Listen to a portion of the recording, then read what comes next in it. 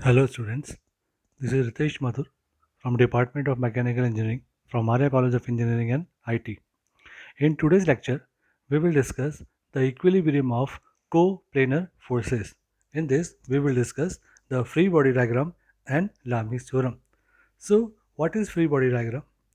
It shows the relative magnitude and direction of all forces acting upon an object, but the object must be isolated and free of its surroundings. So, while drawing the free body diagram, all the supports of the body are removed and replaced with the reaction forces acting on it. Say, for example, you will have to draw the free body diagram of a gorilla. Okay, so in this, the square, or you can say the rectangle, we represent this as the gorilla. So the weight of the gorilla will act downward and the reaction will be act perpendicular to the plane. Then free body diagram of the wooden swing means a parrot is sitting on the wooden swing hung by ropes. So in this, what will happen? The box represents the wooden swing where W is the weight of the swing and the T1 and T2, these are the tension which supports the weight. Now, a circular roller of weight W hung by a string and rest against a smooth vertical wall. So, weight will act vertically downwards. So, in the B, we will draw the free body diagram. Weight will act in the perpendicular downwards. Then, through C, the reaction is RC, which is perpendicular to the smooth wall, and tension uh, in the line of action of your string. Then you will have to draw the free body of bucket, the bungee jumper leaped from. So the square shows the bucket in which the W shows the weight of your bucket and the diver. Okay, and T is the tension in the string. Now, you will have to draw the free body diagram of the ring. Remember, here we will have to draw the free body diagram of ring. So, ring is connected by three strings A, B, and C. So, there are only three you can say tensions. One is TCB, other one is TCA, and third one is TCD.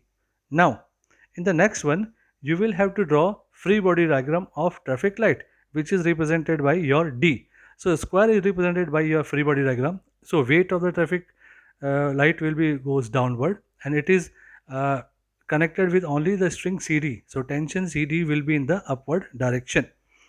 Now the free body diagram of the pin at joint A. This is a magnified view. So at A to B is tension AB, A to E is tension TAE, A to D is tension AD, and A to C is tension AC. Now, sphere of weight W resting on a V-shaped groove. Then the weight will be act downward and reactions at A and B are perpendicular to the plane. Then the sphere P and Q placed in a vessel. Then what will happen? Since P and Q are connected in such a way that P is connected with Q and it is attached at A, B and the P to Q. So RA, RB and RD. For P, for Q, the weight is W2 and the vertical reaction and the horizontal reaction RC perpendicular to the plane C and the reaction RD which is from P to Q. So third one is the combined figure of the free body diagram. Now, what is Lami's theorem?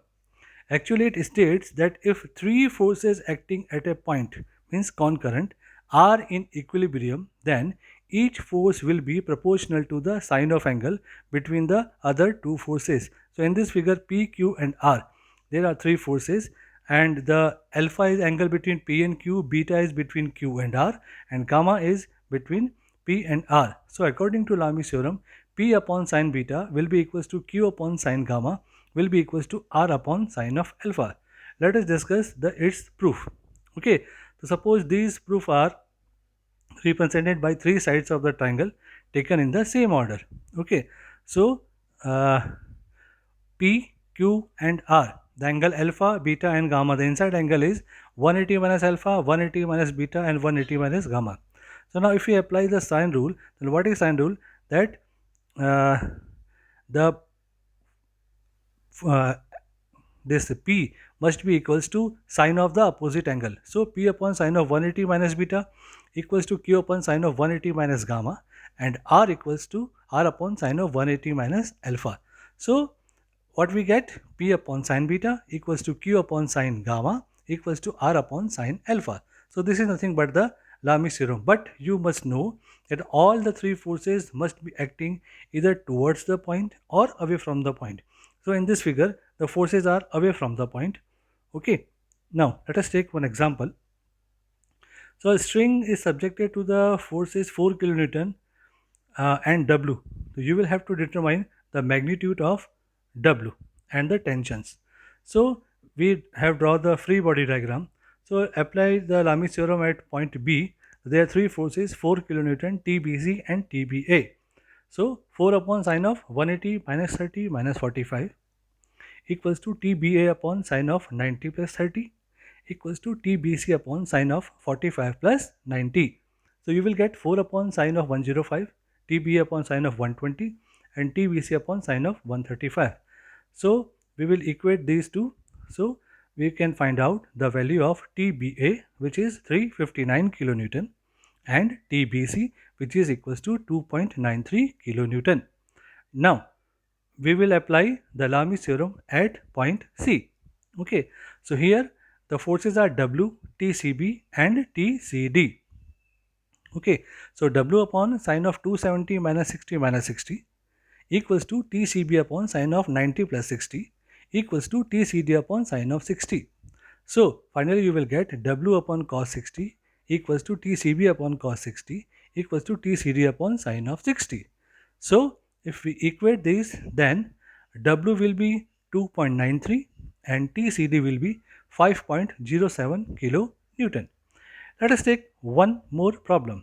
So in this, the smooth sphere weight is 2 kilonewton and the radius is 2 centimeter, is resting against the wall. So you will have to determine the reaction at the supporting points. Okay, so what are the various reaction? One is RB perpendicular to the B and one is RA perpendicular to RA. Okay, it will all meet, the line of action will meet at one point. So we will apply Lami's theorem here. So here W upon sine of 90 plus 60 equals to RA upon sine of 180 minus 60 and RB upon sine of 90. Okay, so 2 upon cos 60 equals to RA upon sine 60 equals to RB. So we can calculate RA as 2 root 3 kilonewton and RB as 4 kilonewton. So that's all. Thank you.